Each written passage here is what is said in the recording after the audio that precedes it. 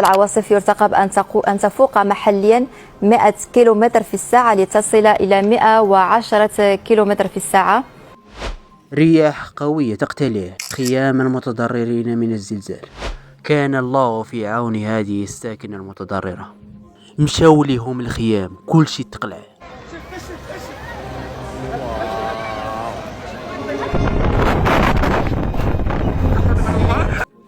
واللي واقع دابا هو انه كاين واحد العاصفة اللي كتسمى عاصفة برنارد، وهي معروفة بانها خطيرة وتقدر تقتل حتى بنادم، وكيكونوا حوادث سير واضرار كثيرة. تطرف طقسي وعاصفة مفاجئة ستؤثر بشكل رئيسي ومباشر على دولة المغرب. والغريب في هذا الشيء كامله، البارح النشرة الجوية وصات الناس باللي كاين عاصفة عملاقة جاية لينا، ولكن اللي في راس بنادم في راسو.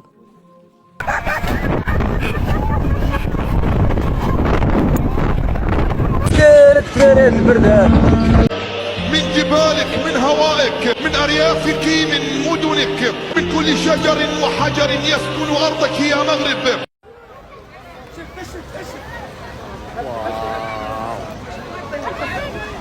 بالسلامة.